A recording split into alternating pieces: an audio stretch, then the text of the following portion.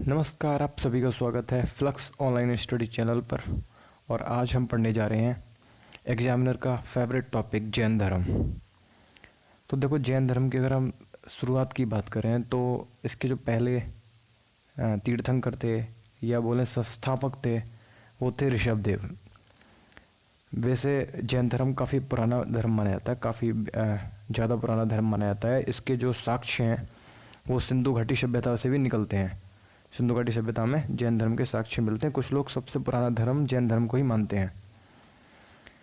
अब बात करें ऋषभदेव के बारे में, तो ऋषभदेव के बारे में बस इतना पता है कि वो इक्ष्वाकु वंश से आते थे। इक्ष्वाकु वंश के राजा थे और अयोध्या में उनका जो है जन्म स्थान माना जाता है। और ऐसा भी माना जाता है कि उनके 100 पुत्र थे, मतलब 98 पुत्र थे, 2 पुत्रियां थी, टोटल 100 बच्चे थे उनके, ऐसा माना जाता है। लेकिन एग्ज़ाम के पॉइंट ऑफ व्यू से बस इतना इम्पोर्टेंट है कि वो जैन धर्म के संस्थापक थे। और इसके बाद जो एग्ज़ाम की दृष्टि से बहुत ज़्यादा ज़रूरी है वो 2 नाम हैं। वो है पार्श्वनाथ 23वें तीर्थंकर और महावीर स्वामी, जो ये तो मोस्ट इम्पोर्टेंट है। 24वें तीर्थंकर थे महावीर स्वामी। जैन धर्म में 24 व्यक्ति ही इम्पोर्टेंट माने जाते हैं, उसमें 24 में थे महावीर स्वामी। पार्श्वनाथ की शिक्षाओं की बात करें तो 4 शिक्षाएँ थी: हिंसा न करना, सत्य बोलना, चोरी न करना और संपत्ति न रखना। ये जो चोरी न करना है इसको ही बोलते हैं अस्तेय। ये जैन धर्म की बात करें बाद में, जैन धर्म की जो 5 इनके जो है मूल दर्शन है वो भी उनमें भी आता है। यानी ये चोरी न करना जो है वो उनके महाव्रतों में आता है। 5 जो महाव्रत हैं जैन धर्म के, ठीक है। हिंसा ना करना उसमें भी आता है, चोरी ना करना उसमें भी आता है, ठीक है। महावीर स्वामी के बारे में इतना जान लीजिए कि महावीर स्वामी का जो नाम है, जो प्रारंभिक नाम था वो था वर्धमान। और 540 ईसा पूर्व इनका जन्म हुआ था, कुंडग्राम वैशाली में हुआ था। पिता का नाम सिद्धार्थ था। अब आप कंफ्यूज मत हो जाना, वो वाले सिद्धार्थ नहीं है, बौद्ध धर्म वाले सिद्धार्थ नहीं है, ये अलग हैं। चूँकि जो है महावीर स्वामी जो है लिच्छवी कुल से आते हैं और ये भी एक क्षत्रिय राजकुमार थे, है ना। और इनकी माता का नाम त्रिशला था, पत्नी का नाम यशोदा है। पत्नी का नाम जरूरी नहीं है, माता का नाम जरूरी है त्रिशला, पिता का नाम जरूरी है सिद्धार्थ, पुत्री का नाम भी जरूरी नहीं है अनुजा प्रियदर्शनी, आप जान लीजिए बस। इनकी मृत्यु जो है 468 ईसा पूर्व में हुई है, पावापुरी में, राजगीर बिहार में आता है। ये इनसे रिलेटेड तथ्य हो गए, है ना। मैं थोड़ा सा इसको डिटेल में बता देता हूँ कि देखो, जैन धर्म की जो स्थापना हुई थी ना, यो मेन मतलब महावीर स्वामी जब आए तो उसके बाद ना, महावीर स्वामी के आने के बाद इनके बहुत सारे अनुयायी थे, मतलब अनुयायी बहुत ज़्यादा थे इनके। और जो है इनकी बहुत सारी विचारधाराएं थी, जैसे ब्रह्मचर्य का पालन करना है, ईमानदार रहना व्यक्ति को, चोरी कभी भी नहीं करनी है, भोजन के लिए मतलब ये लोग भिक्षा मांगते थे। जो जैन धर्म को मानने वाले थे, महावीर स्वामी को मानने वाले थे, वो भोजन के लिए भिक्षा मांगते थे, ठीक है। अहिंसा का पालन जो करते थे बहुत कड़ाई से करना पड़ता था, है ना। और इनकी जो भाषा थी ना, कम्युनिकेशन की जो भाषा थी, इनकी बातों को कहने की जो भाषा थी वो प्राकृतिक थी। यानी जैसे देश में है वैसे भेष में, मतलब जहाँ है वहीं की भाषा के हिसाब से प्राकृतिक भाषा हो जाती थी।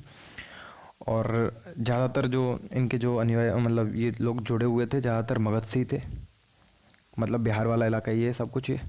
तो जैसे अगर मगध में है तो वो प्राकृतिक मगधी हो गई, प्राकृत मगधी, ठीक है। मतलब सादा जीवन जीना जैन धर्म का विचार था, मेन विचार सादा जीवन जीना था। और जैन धर्म को सबसे ज़्यादा सपोर्ट कहाँ से मिला है, तो वो मिला है व्यापारियों की तरफ से, है ना। क्योंकि देखो, अगर अहिंसा की बात करें तो किसान लोग इस बात को नहीं मान सकते, क्योंकि वो लोग बहुत सारे फर्टिलाइज़र यूज करते हैं, उससे कीड़े मकोड़े मारने पड़ते हैं। वो लोग बौद्ध भिक्षु की तरह घूम, मतलब जैसे जैन जो भिक्षु हैं, बौद्ध भिक्षु, मतलब जैसे दोनों मान सकते हो आप, इनकी तरह घूम नहीं सकते, वो स्थायी रहते हैं। तो कठिन था, लेकिन बहुत सारे लोग, हजारों करोड़ों मतलब अनुयायी हो गए थे जैन धर्म के। और सबसे ज़्यादा सपोर्ट इन्हें व्यापारियों की तरफ से मिलता था।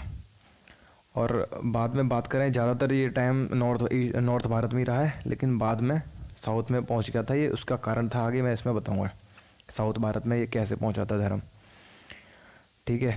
और इनके बारे में जान लो, ये लोग संघ में रहते थे, बहुत सारे लोग संघ बनाए गए थे इनके, सब लोग उसमें जाके शामिल हो जाते थे, बाद में अपनी शिक्षाएं देते थे। तो ये इनका एक बेसिक पॉइंट ऑफ व्यू मैंने बता दिया, लेकिन एग्ज़ाम की दृष्टि से ये उतना इम्पोर्टेंट है नहीं, उनके लिए इम्पोर्टेंट है फैक्ट। तो फैक्ट अभी इस वीडियो में आप स्लाइड में देख रहे हो।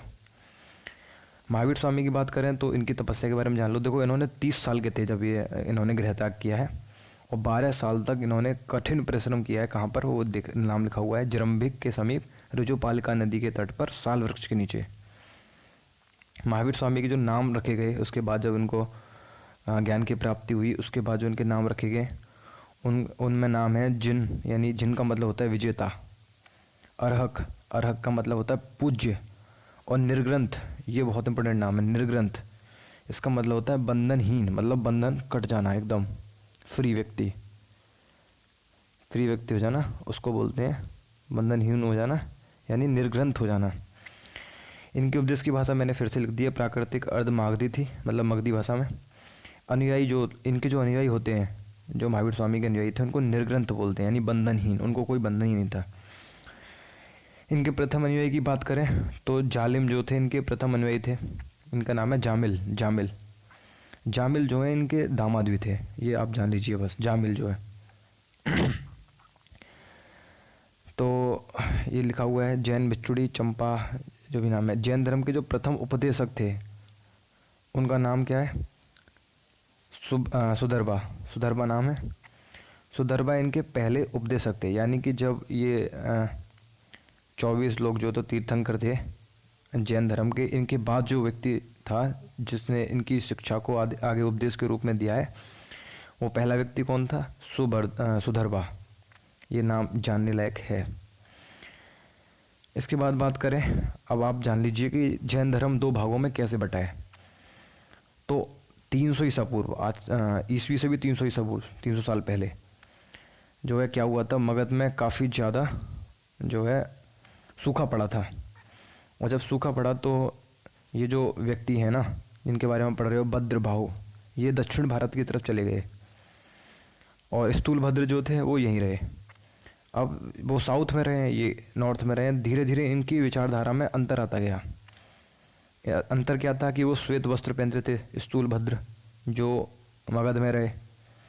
भद्रबाहु जो थे वो नग्न, उनके जो समर्थक हैं उनको दिगंबर बोलते हैं, और वो नग्न रहते थे। तो इनके बीच में बस यही डिफरेंस है।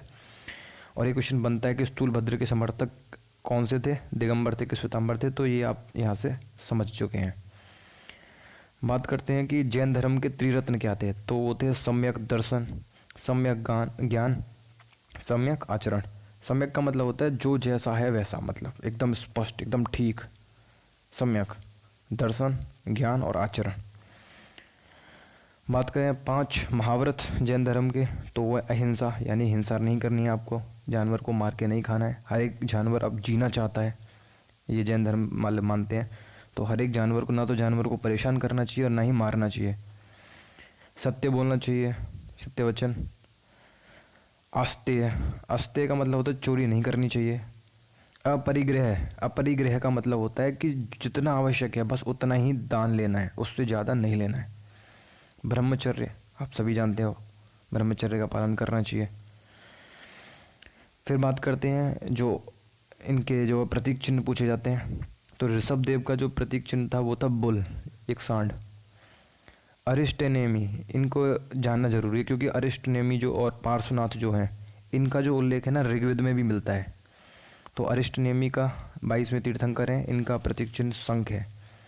पार्श्वनाथ का सांप है, और महावीर स्वामी का सिंह है, शेर। अब बात करते हैं जैन संगति की। जैन संगति 2 जैन संगति हुई हैं, दोनों इम्पोर्टेंट हैं। एक हुई है 300 ईसा पूर्व, ये जरूरी है, इसमें ये जानना जरूरी है कि इसके अध्यक्ष कौन थे, वो थे स्थूलभद्र। तो इससे आप क्लियर हो गया होगा कि पाटलिपुत्र यानी नॉर्थ भारत में ही रही होगी। स्थूलभद्र थे उस वक्त 300 ईसा पूर्व, तो स्थूलभद्र ही थे नॉर्थ भारत में उस टाइम तक। दूसरी जो जैन संगति हुई है वो हुई है 6ठी शताब्दी में, यानी पहली से 900 साल बाद, और वो हुई है बल्लभी गुजरात में। और वो उसके जो अध्यक्ष थे वो थे क्षमा श्रवण। ठीक है, इनके नाम जानना ज़रूरी है। वैसे स्पेशली इनकी जगह जानना ज़्यादा ज़रूरी है, क्योंकि ये कहाँ हुई थी, पाटलिपुत्र और गुजरात दोनों याद होनी ज़रूरी है। और अन्य जानकारी ले लेते हैं हम यहाँ से जो है, ये जो जैन धर्म है ना, इसमें ईश्वर की मान्यता नहीं है, यानी कि ईश्वरवाद बिल्कुल भी नहीं है। ये लोग आत्मा में, पुनर्जन्म में विश्वास करते हैं। ठीक है, बात करते हैं कि एक गोमतेश्वर की मूर्ति, आपसे डायरेक्ट क्वेश्चन बनेगा कि गोमतेश्वर की मूर्ति किससे संबंधित है, तो आप जान जाओ कि ये जैन धर्म से संबंधित है। ठीक है, और एक कल्पसूत्र किताब जो है वो जैन धर्म के तीर्थंकरों जितने भरे उनकी उसमें जीवनी है, वो भद्रभाव ने लिखी है। ठीक है, जैन धर्म को मानने वाले कुछ राजा जो थे वो कौन है, तो वो हैं उदयनी है, सबसे इम्पोर्टेंट चंद्रगुप्त मौर्य है, कलिंग है, राजा खारवेल हैं, है ना, अमोघ वर्ष हैं, और बाकी चंदिल शासक हैं। ठीक है, अभी इसमें एक किताब और आप जोड़ लीजिए, एक किताब जो ज़्यादा पूछी जाती है वो है जैन धर्म का जो ग्रंथ है, जैन ग्रंथ है, उसे बोलते हैं आगम। आगम बहुत पूछा जाता है। आगम में ही लिखा हुआ है कि जो जैन धर्म है वो भगवान आदिनाथ की समय से है, ये आगम में लिखा हुआ है। तो ये पूछा जाता है कि ये जैन ग्रंथ है आगम जो है। तो उसी के साथ मुझे लगता है कि इतनी जानकारी काफ़ी है एसएससी या रेलवे के एग्ज़ाम के हिसाब से। तो वीडियो ख़त्म करते हैं और नेक्स्ट वीडियो आती है बौद्ध धर्म पे। अगर इसमें कोई जानकारी बाकी रह जाएगी तो मैं नेक्स्ट वीडियो में बौद्ध धर्म वाले में कंप्लीट कर दूँगा। तो तब तक के लिए बाय बाय।